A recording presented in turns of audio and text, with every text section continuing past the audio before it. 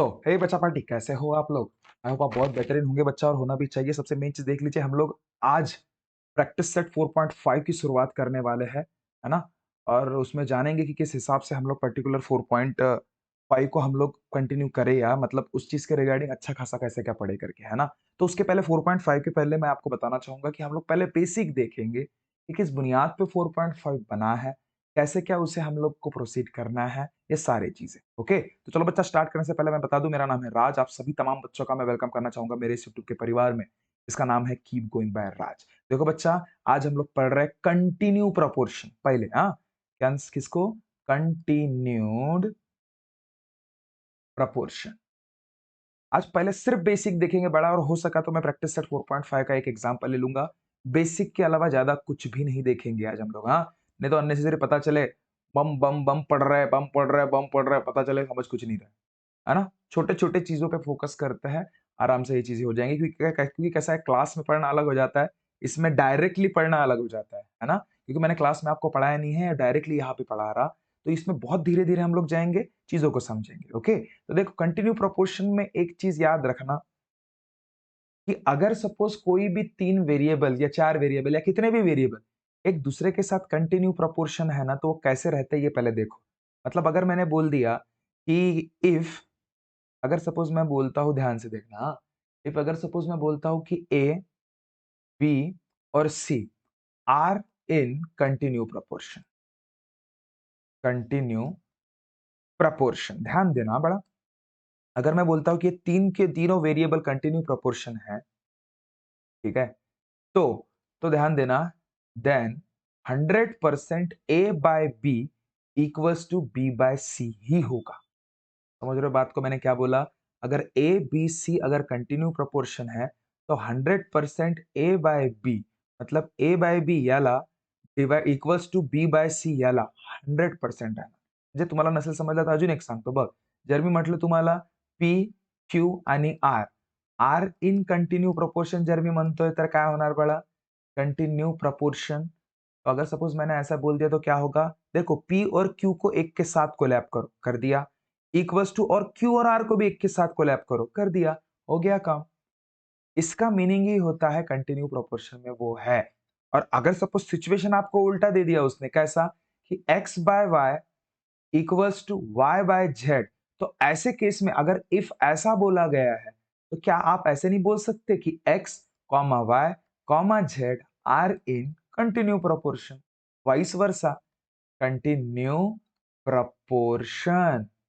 ठीक है, अगर भाऊ दोन इक्वल्स टू तीन, अगर दोन इक्वल्स टू, अगर सपोज एक प्लस दोन, एक प्लस एक होऊ शकतोय, तर एक प्लस एक म्हणजे पण दोन होऊ शकतो ना रे.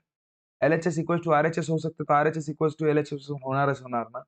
सेम गोष्ट आहे की जर असं तुम्ही, अगर सपोज तुम्हाला असं दिलं आहे त्यांनी, तर तुम्ही डायरेक्टली म्हणू शकता इथून ओळखून की एक्स, वाय वाय आणि हा झेड हे दोन्ही कंटिन्यू, तीनही कंटिन्यू प्रोपोर्शन मध्ये. समजलं बाळा? कंटिन्यू प्रोपोर्शनचा कन्सेप्ट समजलं? ठीक आहे, आता आता जर हा समजलं तुम्हाला, तर आपण समोर जाऊया। काय? तो लक्ष्य दे। अगर सपोज मैंने आपको बोल दिया, देखो कंडीशन के हिसाब से, अगर if A comma B comma C are continue proportion, are continue proportion, तो ऐसे केस में एक चीज हमेशा याद रखिएगा आप लोग, की भाई बघा, मी काय सांगितलं मगाशी, कंटिन्यू प्रपोर्शन मध्ये आहेत ना, तर A by B equals to B by C मान्य कराल इथपर्यंत? आता तिरपा गुणाकार करा. आता काय कराल?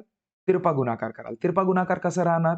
बघ, बघ, बघ बाळा, बघ, बघ. तिरपा गुणाकार कसं राहणार ते सांगतोय मी. बघ, पी इंटू बी असंही करू शकता तुम्ही, किंवा ए इंटू सी. तिरपा गुणाकार आपण असंच करतो ना, म्हणजे ए इंटू सी आणि तो काय? B into B. ओके? तर A into C equals to B into B. तर हा काय होईल रे? बी इंटू बी म्हणजे बीचा स्क्वेअर, ए इंटू सी म्हणजे ए सी. यावरून काय लक्षात ठेवायचं? बी स्क्वेअर इक्वल्स टू काय आलं? तुमचा ए सी. हा लक्षात ठेवा. आणि इथे जे तुम्हाला हा जो बी दिसत आहे ना, बी, ठीक आहे बाळांनो? हा जो तुम्हाला इथे बी दिसत आहे, त्या बी ला आपण म्हणतोय काय? तुम्हाला जो हा बी दिसतोय ना, हा बी, या बी ला म्हणायचं जॉमेट्रिक मीन. हे शब्द याद लक्षात ठेवा. Geometric mean. क्या बोलेंगे इसको? जॉमेट्रिक मीन या फिर मीन प्रपोर्शन. Mean proportion. एक तो बोलेंगे ज्योमेट्रिक मीन या फिर क्या, तो मीन प्रोपोर्शन इस बी को। अगर सपोज आपको बोल दिया कि ज्योमेट्रिक मीन बताओ, तो ये पहले निकाल देना, अपने आप आपको पता चल जाएगा, ठीक है। तो ये चीज जो आपको मैंने अभी बताया उसको बोलते हैं ज्योमेट्रिक मीन या फिर मीन प्रोपोर्शन, दोनों एक ही हो गया। क्लियर है बात? ये बात क्लियर है? अगर सपोज मैं बोल दिया आपको, ये देखो, अगर मैंने कुछ अलग दूसरा सवाल दे दिया और बोल दिया कि भाई X comma Y comma Z are in continue proportion, continue proportion तो क्या होगा, x by Y equals to Y by Z, मतलब क्या, y का square equals to X Z. तो इसमें y क्या रहेगा, y रहेगा मीन प्रोपोर्शन, प्रोपोर्शन, और y रहेगा मीन प्रोपोर्शन या फिर क्या बोलते हैं उसको, geometric mean, geometric mean. Clear हुई बात बच्चा? एक होगा मीन प्रोपोर्शन या फिर ज्योमेट्रिक मीन हो जाएगा। ओके, चलो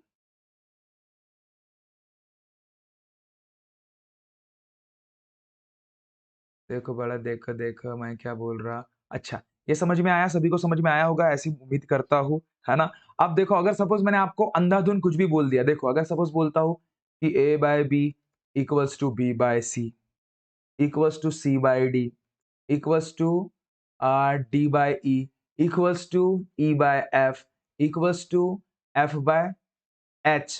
तो ऐसा अगर सपोज़ आपने देख लिया ना, तो डायरेक्ट बोल देना, देखो जो भी ऊपर में दिख रहा है A, B, C, D, E, F, ऐसा बोल देना therefore A, B, C, D, E और F are in continue proportion, continue proportion, ये चीज याद रखना पड़ा। हाँ? ऊपर में जैसे इसके पहले भी देखा था ना आपने, देखो ना रे, देखो इसके पहले क्या देखा था आपने, एक्स वाई और जेड, बस एक्स वाई और जेड ये तीनों के तीनों एक दूसरे के कंटिन्यू में प्रोपोर्शन में रहते हैं।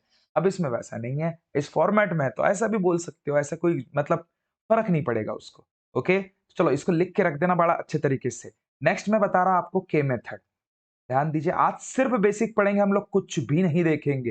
ये मेथड क्या है कि अगर कोई चीज कंटिन्यू प्रोपोर्शन में रहे ना, उसको इक्वल के साथ करना, बस इसके अलावा कुछ भी नहीं। ठीक है, जैसे मैंने अगर सपोज बोल दिया A B C are in continue proportion, इसके पहले पढ़े हमने कंटिन्यू प्रोपोर्शन। ठीक है, लिख के रख देना बड़ा इसको अच्छे तरीके से। मैं ज्यादा डिटेल बस सिर्फ इसी सेक्शन में जा रहा, क्योंकि बाद में जब हम लोग एग्जाम्पल स्टार्ट करेंगे, डायरेक्टली इस चीज का डील हम लोग कर सकते हैं। Okay, A B C are in continue proportion के मेथड के हिसाब से अभी मैं कर रहा, तो A by B 100% equals to B by C होता है। मान रहे हो बात को? तो आपको करना क्या है, एक्स्ट्रा में बस इक्वल टू के साथ डिस्ट्रीब्यूट करना है, बस। मतलब के मेथड में ऐसा बोलना है कि किसी ना किसी वेरिएबल का वो इक्वल, अब किसी न किसी के साथ तो इक्वल होगा ना वो, ये चीजें बतानी है। तो बस भाऊ क्या करना, ए बाय बी को के साथ इक्वेट कर दो और साथ ही साथ बी बाय सी को भी के साथ इक्वेट करो, क्योंकि वो दोनों के दोनों के को इक्वल है ना। अब मेरे को एक बात बता, ए की वैल्यू क्या हो जाएगी, बी के हो जाएगी, और बी की वैल्यू क्या हो जाएगी, ये देखो बी के कैसी हुई, बी डिवाइड में है इधर गया तो मल्टीपल, सी डिवाइड में है इधर जाएगा तो मल्टीपल सी के। अरे अच्छा हुआ पी के नहीं आया तो, है ना। चलो देखो, अब मेरे को एक बात बता, देखो देखो चीजें चीजें समझ में आई ना। अब इसके थोड़ा सा सामने की स्टेप में बता रहा आपको, ध्यान दो। अगर आपको यहाँ पे पता चल गया कि ए की वैल्यू बी के है और बी की वैल्यू सी के है, तो इक्वेशन 1 ये, तो मेरे को एक बात बताओ, ये बी की वैल्यू आपके पास सी के है ना, इस बी के जगह पे अगर सपोज मैंने सी के रख दिया, ये एडवांस थोड़ा हम लोग सामने जा रहा है, तो मैं क्या बोल रहा कि पुट बी इक्वल्स टू सी के इन इक्वेशन 1, ये एक्स्ट्रा स्टेप ले रहे हैं हम लोग, तो क्या हो जाएगा वो, तो ए की वैल्यू क्या हो जाएगी, बी के जगह पे सी के पुट करो, तो सी के इंटू के मतलब ए की वैल्यू हो जाएगी सी के, मतलब के इंटू के मतलब के का स्क्वायर। ये चीज ध्यान दो बड़ा, ये चीज समझ लो कि मैं क्या कहना चाह रहा। इसको और एक बार समझ लेना रिपीट करके, मैं भले ही आपको थोड़ा सा सामने चला जाता हूं, एक दूसरे वे से दूसरा एग्जांपल लेता हूं। अगर मैंने बोल दिया पी क्यू और R, are in continue proportion, continue proportion के मेथड के हिसाब से मैं बता रहा, ठीक है। तो देखो P by Q equals to Q by R equals to के मेथड के हिसाब से के इक्वल हो जाएगा ना, ठीक है। तो आप मुझे बताइए P by Q equals to क्या, के, ये एक, और Q by R equals to क्या, तो ये भी के, ये भी एक, ठीक है। तो मुझे एक बात बताओ, P by Q equals to क्या, अर ध्यान दे ध्यान दे ध्यान दे ध्यान दे, P इक्वल्स टू क्या हो जाएगा, Q इंटू के मतलब क्यू के, ठीक है, यू के नहीं रहे क्यू के, ये इक्वेशन 1। और Q की बात रही तो R इंटू के क्या हो जाएगा, R, क्योंकि डिवाइड में इधर जाएगा तो मल्टीपल होता है, ठीक है। अब सीधा-सीधा हम लोग क्या करते थे, याद होगा आपको कि पुट Q की वैल्यू R के, मतलब ये जो वैल्यू है इसमें पुट करेंगे इक्वेशन 1 में। पुट Q इन इक्वेशन 1 तो क्या हो जाएगा बड़ा, देखो, तो P इक्वल्स टू Q की वैल्यू R के, और वो तो के तो बेचारा था उसके पास, तो ये P की वैल्यू क्या हो जाएगी, आर के जगह पे के का स्क्वायर, तो P इक्वल्स टू आर के का स्क्वायर हो जाएगा। क्या ये बात क्लियर हो रही है, समझ रहे हो बातों को। अगर सपोज मैंने आपको थोड़ा सा चेंज कर दिया बड़ा, थोड़ा सा नेक्स्ट लेवल के तरफ अगर सपोज लेके जाऊं, अभी मैं 3 को ना बोलते हुए 4 को मैं बोलूं, क्या मैंने बोल दिया, ध्यान से देखना। अगर मैंने बोल दिया if A comma B comma C comma D are in continue proportion, that दिमाग खरा, कंटिन्यू प्रपोर्शन, ये आखिरी एग्जांपल ले रहा बड़ा मैं, उसके बाद आपको एक एग्जांपल दे दूंगा, आप फिर मेरे को करके मतलब ग्रुप पे भेज दीजिएगा, ओके। चलो देखो, ये भी के मेथड के हिसाब से बता रहा मैं, ये सवाल है, हाँ, के मेथड के हिसाब से। आज सिर्फ बेसिक देख रहे, मैंने पहले ही दफा आपको बता दिया, है ना। तो देखो इसके हिसाब से अगर सपोज जाऊंगा मैं, तो क्या होगा रे, A by B equals to क्या हो जाएगा, B by C equals to क्या हो जाएगा, सी बाय डी। समझ रहे हो बात को, हो गया ना खत्म। ए से लेकर डी तक आपको जाना था कंटिन्यू प्रोपोर्शन में, खत्म, इसके ज्यादा सोचना ही नहीं है। अब के साथ के मेथड है तो के साथ इक्वल रहेगा, सारे चीजें के साथ इक्वल रहेगी ना रे। तो कभी भी एक चीज याद रखना, ऐसे केस में पीछे से सामने की तरफ आना, क्या करना, पीछे के। अब देखो, अब हालांकि मेरे को इधर आपको बताना चाहिए था, लेकिन ये 2 का 3 का था करके मुझे इतना लोड नहीं रहा। लेकिन जब 3 से ज्यादा रहेंगे कंटिन्यू प्रोपोर्शन में, तो पीछे से चालू करना, मतलब Q by R equals to K से, उसके बाद P by Q equals to K, ऐसे चीजें, ठीक है। मतलब आपको पहले शुरुआत किससे करना पड़ेगा, C बाय D, जो आखिरी में है ना, उससे शुरुआत करो, तो क्या होगा रे, C by D equals to K, ठीक है। उसके बाद किसको कंटिन्यू करोगे, इसको, B by C equals to K, ठीक है। और उसके बाद किसको कंटिन्यू करोगे, A by B equals to K. ये पैटर्न याद रखो। अगर 3 से ज्यादा, 2 है, 3 अगर सपोज है ना बड़ा, तो वो छोटा छोटा है, जगह पे का हो जाता है काम, उतना ज्यादा आपको यूज नहीं होगा उसका, ठीक है। लेकिन अगर सपोज 3 से ज्यादा वेरिएबल कंटिन्यू प्रोपोर्शन में है ना, तो आप क्या कीजिएगा, एंडिंग से स्टार्ट कीजिए, मतलब सी बाय डी, बी बाय सी, मतलब जो बाय की इक्वल्स टू के, है ना। तो चलो अब इसको सॉल्व करूंगा तो क्या होगा, C इक्वल्स टू कितना होगा बड़ा, D इंटू के, मतलब DK हो गया ना रे। C की वैल्यू मिल गई आपको DK, ये इसमें चेंज नहीं कर पाओगे आप, इसमें चेंज ही नहीं कर सकते आप। अब जैसे इसमें देखते बड़ा, इसमें देखते B इक्वल्स टू क्या, C इंटू के, मतलब क्या CK हो जाएगा भाई, क्योंकि डिवाइड में है ना। अब इसमें देखो C की वैल्यू पुट कर सकते हैं ना, ये वाली C की वैल्यू, तो इसमें आप बोलिएगा कि but C equals to DK, तो इसमें पुट करो, तो ये क्या हो जाएगा, B इक्वल्स टू C की वैल्यू पुट करो, D, सी की वैल्यू डी, अरे लिख रहे बाबा आत्मा ही क्या, रुको, सी की वैल्यू क्या हो जाएगी, एक मिनट आत्मा ही है, हाँ, डी के, और ये बेचारा के तो था, तो बी की वैल्यू क्या बन गई, डी के का स्क्वायर। क्लियर है बच्चा, क्या ये बात क्लियर है सभी को। अब देखो, क्योंकि देखो मैंने इसलिए पहले लिया क्योंकि इसका यूज देखो सामने होता है, नहीं तो हम लोग रुके रहते थे, पहले इसको सॉल्व करना फिर इसको सॉल्व करना, है ना। इसलिए पीछे से सॉल्व करना, ये चीज याद रखो, ओके।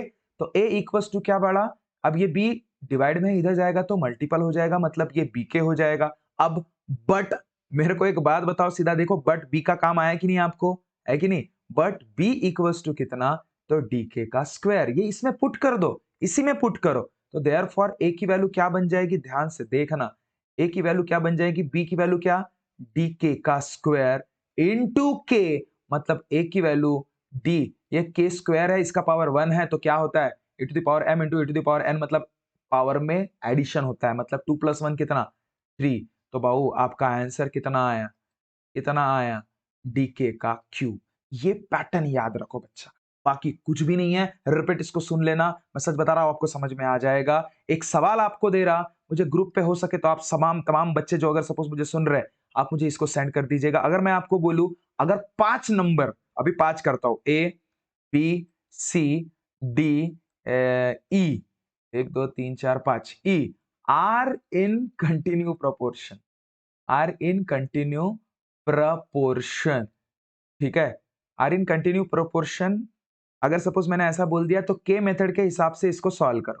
के मेथड के हिसाब से कैसे सॉल्व करोगे, समझ में आता है ना, पहले मैं सब थोड़ा थोड़ा बता दूं, तो ये क्या हो जाएगा, A by B equals to B by C equals to C by D equals to D by E. बस खत्म, आ गया ना वो, ई तक जाना है।